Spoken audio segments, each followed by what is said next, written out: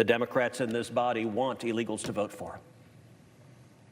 They want power enough that they're more than happy to undermine democracy to try to seize power. 81% of Americans agree with photo ID to vote. It's also, the Democrats argue that this disenfranchises minorities. You know who disagrees with them on that? Minorities. You need a photo ID to enroll in college. You need a photo ID to open a bank account. You need a photo ID to check into a hotel.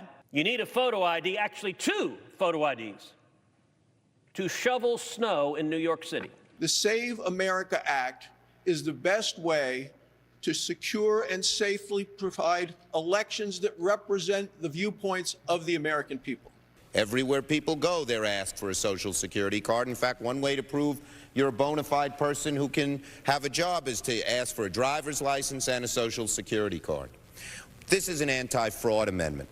People say, well, why can't you stop illegal immigrants or others from coming here? And the number one answer we give our constituents is when they come here, they can get jobs, get benefits against the law because of fraud. Okay, let's break this down. That was Senators Ted Cruz and John Barrasso saying we need voter ID to stop cheating for election integrity. This is as this marathon Senate debate continues today on voter ID legislation for federal elections. But then that was footage of Democrat Chuck Schumer pushing ideas common sense in 1996 to stop things like cheating, including illegal aliens stealing Social Security benefits and frauds.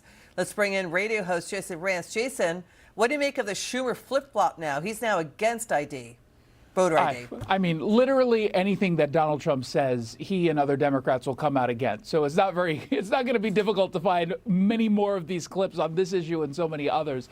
What's fascinating to me is that they know that they're losing this argument, which is why they're lying so egregiously about what the Save America Act does. And it's not just Chuck Schumer. It's almost every member of the Democratic Party coming out and using the same tired language. Whether or not they're going to do the Jim Crow 2.0, to your point, that has failed miserably. But now they're trying to pretend that married women aren't going to be able to register to vote. They're pretending, by the way, that this is retroactive, that every single person who's watching right now who's a registered voter is going to have to go into the DMV and re-register. They're just flat out lying because they're losing the argument. Yeah, I mean, you know, here's the thing. The Hill newspaper ran an op-ed saying Democrats are being total hypocrites over the Save America Voter ID Act. Democrats pushed vaccine passports and vaccine IDs in order to eat in restaurants and go to gyms during the pandemic and more. Let's show again former President Barack Obama showing his ID to vote in 2012. Is that Jim Crow, like Chuck Schumer says, when Barack Obama showed his ID to vote? Yeah, I mean, remember, when Georgia made some changes, they said this was going to depress the black vote, and yet immediately afterwards they saw record high black voter participation.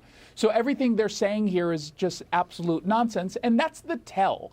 We know why they're getting in the way of this, because they believe that there's some shenanigans possibly going on that they don't think they benefit from going after. We know that there's some fraud. Now, I don't believe that there's some massive fraud that's happening right now that's changing national elections. I don't see the evidence of that. Well, we don't. Let me back up, Jason. Stick with me for 1 second. I've looked into the studies on that. The studies are so bad. Yes. It's basically people saying, well, I didn't cheat. They don't have the actual voter rolls because the states won't reveal them to the researchers. Exactly. So for them, Democrats to claim there's no voter fraud based on what?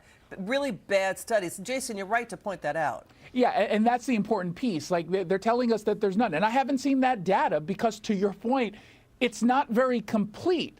This gets in the way of any questions as to whether or not there are any shenanigans going on. This makes it very difficult. Right. Jason Rantz, always terrific. Come back soon. We love having you on.